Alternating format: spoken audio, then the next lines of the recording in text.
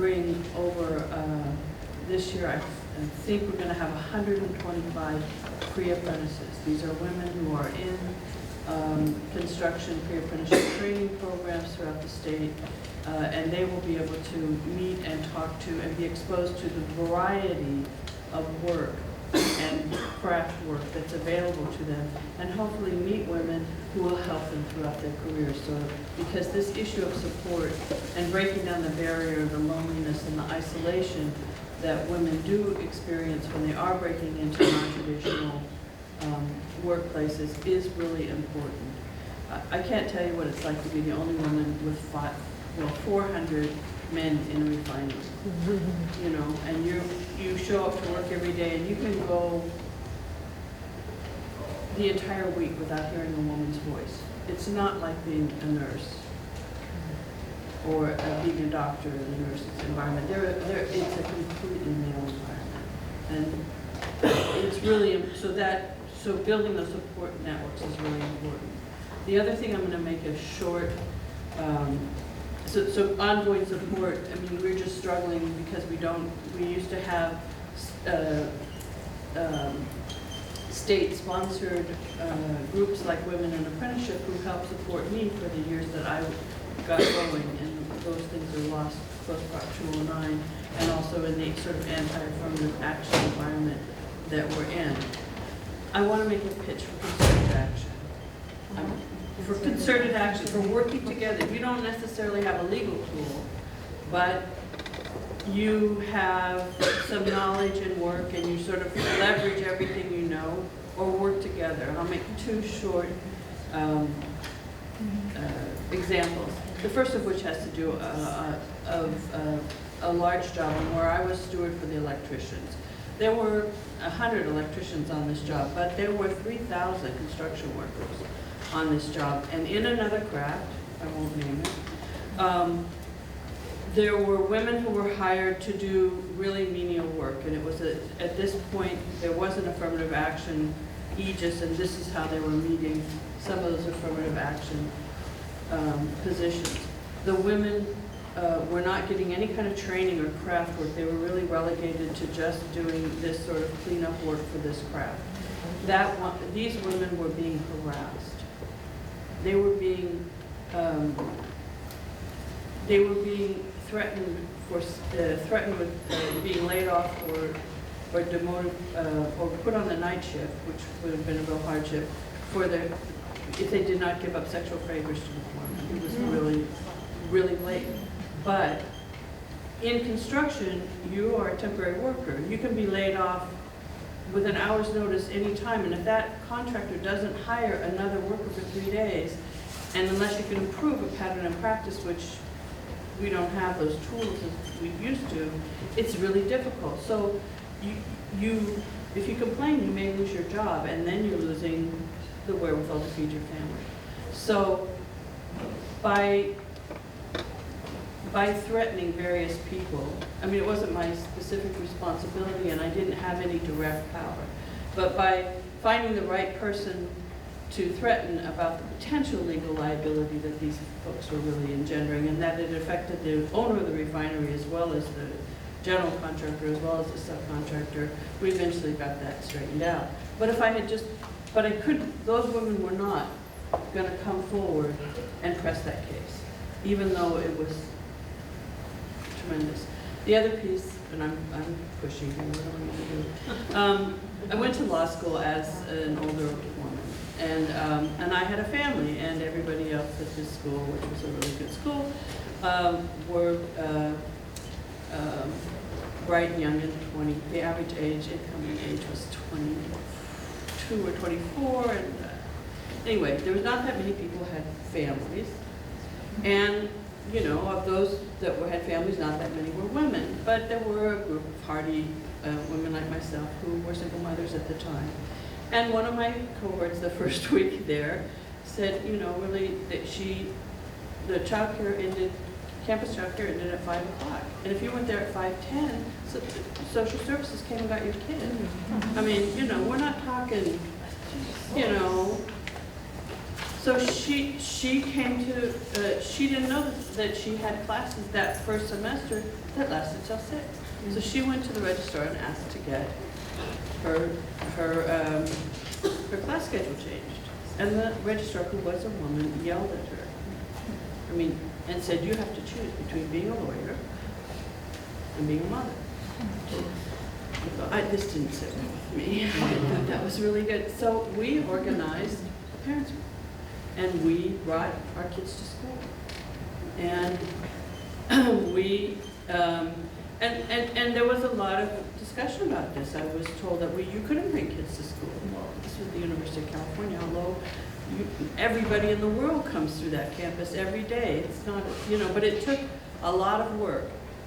But we changed the culture and the expectations of that campus, and I'm proud to say there's a kids at Bolt Day still to this day, every semester.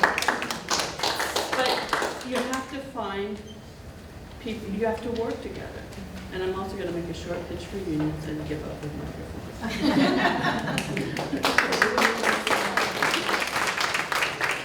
I wanted to have an opportunity to introduce Jenny Irwin of the Department of Labor Women's Bureau, Region 9, to sort of summarize for us, Jenny, efforts that are going on in terms of moving women into non-traditional careers and also addressing attitude and gender bias. What are some of the initiatives and work that's out there? Thank you. It's great to be here. You've heard a lot of different approaches: legislation, litigation. Our approach with the Department of Labor is more of education.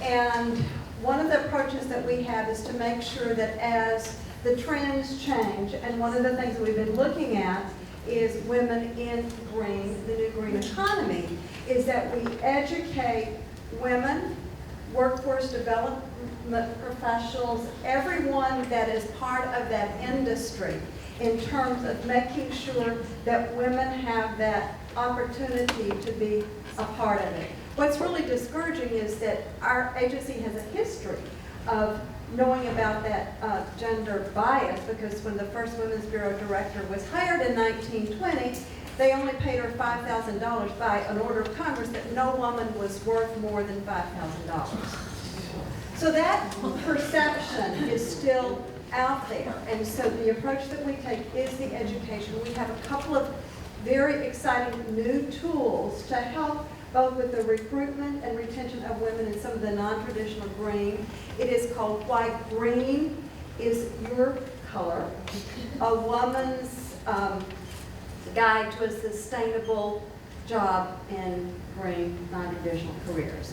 The other thing that we did is we did a pilot study on getting women into these training programs. And we had 9 programs all over the United States. We've done a research project that is talking about best practices and techniques for, again, across the board for women, because women need to become advocates. Then we work collectively with organizations that are here represented today to get the message out. And the other thing, and with OFCCP and some of them investigative, that they are helping shine the light on the places where that discrimination, that bias still exists. And that is part of it too. So it's educate, shine the light on what is not being done correctly, and work collaboratively.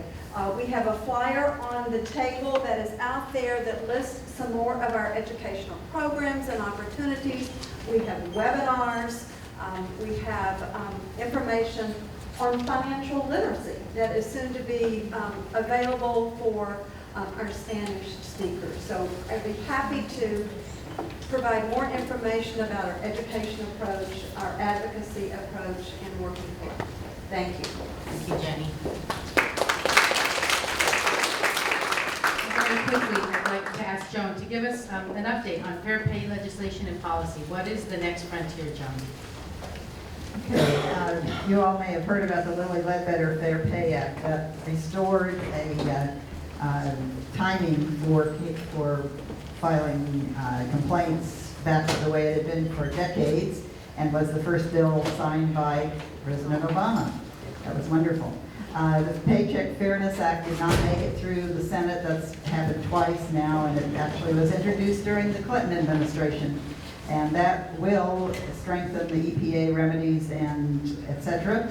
But the Obama administration is actually doing some of the things in the bill. They don't have to wait for Congress to tell them to do everything. And the Fair Pay Act will add, eventually, pay equity, which is sometimes referred to as comparable worth, to the provisions of the Equal Pay Act. Meanwhile, there have been a lot of work done on comparable worth and pay equity, better pay for, quote, women's work jobs, where women are 75% or more of the people doing the work. And I'll be glad to talk with you about that. There's one state, Minnesota, that did a very thorough job of studying and adjusting public employee salaries all up and down school districts, etc. And as Ruth would tell you if I gave her the mic, in Canada it works very well. Many of the provinces, almost all of them in Canada, have pay equity, comparable worth, women's work, good pay laws. We're going to be announcing that we will be doing salary negotiation workshops at local colleges and universities. Did you want to talk about that, Esther? Sure, and part of sort of our closing remarks before we take any questions that are out there is that this is an ongoing dialogue. There's a lot of work to do, and there are many initiatives that we could give you a lot of information. We'd be here about another 2 hours. So the Coalition for Equal Pay, Commission on the Status of Women, and Office of Women's Policy, in partnership with all of the agencies here, will be going forward and addressing some of these key issues. Our local AAUW has partnered with the Wage Project to bring Smart Start training, which is salary negotiation. We hope to have that in colleges and universities in this area.